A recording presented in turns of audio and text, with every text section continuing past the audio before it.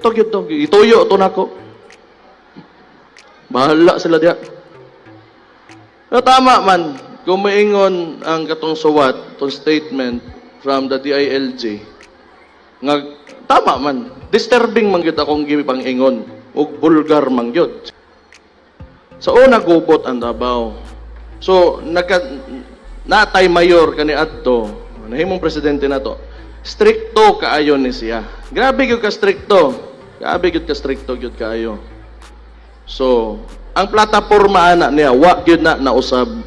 Gikan pa nga sugod drugs and criminality o corruption lang gyud na. Ikibaw manggod mo. Ug di na nato patason ang storya, di lang diri sa Davao, pero sa tibuok nasod mao gyud ang problema nato. Mao na, okay, ako may nabutang diri ron. Kamo mga kriminal, kung pedophile ka, rapist ka, patyon ta ka. Kung kidnapper ka, holdupper ka, patyon ta ka.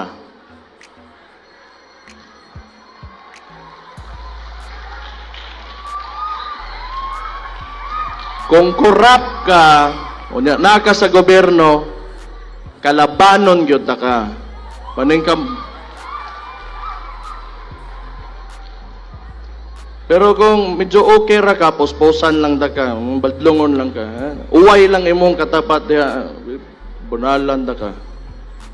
Pero ayaw diri sa Davao. Kato mga namuyo na diri nga medyo okay na, nakasabot na sa dagan.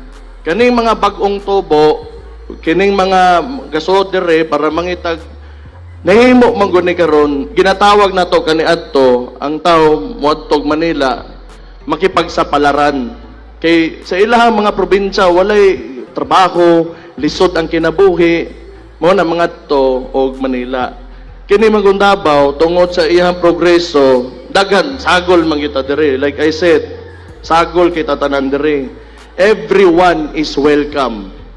Wala tay ginadili sugtan dire, basta mosunod lang ka sa gusto sa kadaghanang dabawenyo nga unsa man disiplinado tang dire sa atong dakbayan. So, having said that, ako magpasalamat lang gyud ko nga nabutang ba ko nahimo kong mayor. Gabi mo, okay na ko. Nakasuway lang ko, nakaabot ko na rin, nakakita lang ko, unsay na Pero diri, magatinga ako, no? Diri ko sa Davao, mauwaw ko mustorya ninyo. Pero pag nakos na yung lugar, medyo baga kognaw. Kung ako Davao, mauwaw ko. Gikam ko grali. Niya karon gisuwatan pero di man address sa ko gisuwatan ko sa Cebu ko istorya ko di siguro ako pero may lain dito nga nagyaw-yaw o kanang daghan gipang-ingon nga mga butanggot na sentimento lang man to ako man ko nag-ingon nga dili to. Katog yun to. Ituyo to nako. Bahala sila diya. Pero tama man, kung maingon ang katong suwat, itong statement from the DILG, nga tama man, disturbing man gyud akong gipang-ingon, ug vulgar man gyud. Siguro, I do not know. Di ko kakuan. Depende na sa pananaw sa tao. Mao gyud na. Pero og usbon tong gabion hato, balikon lang gyapon ako kung gipang-ingon. Ingon ana man ko na. Ingano, kung ako po'y pangutan-on nimo, kung magtanaw po kas Pilipinas manggod, magdugay gyud ta, dugay gyud kayo ang dugay kita mo asinso. Ikabaw mo unsay disturbing yung kaayo? Corruption. Drugs. Kriminal. Kung dili na nimo i-address na that directly affects the lives of ordinary Filipinos, wala gyud. Dugay gyud kay ta mga senso aning kalibutanan eh. Kay mo na mabuang ang pamilya, igasto sa sabo ang kwarta. Mga gusto mo sulod og politika, gusto lang magpataba og bulsa, nya mahimo nang isang cycle permente, wala gyud.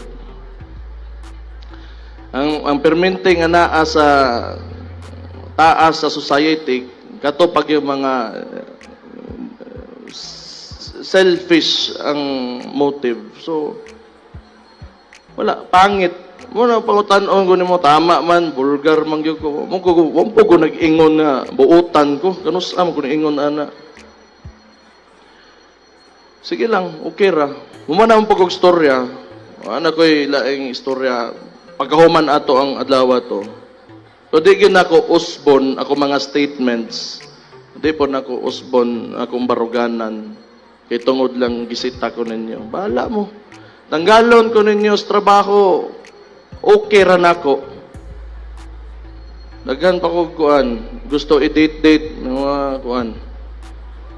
Akong uyab, taka lang akong uyab ako i-date. So na padayon lang ta, sinabtanay lang ta.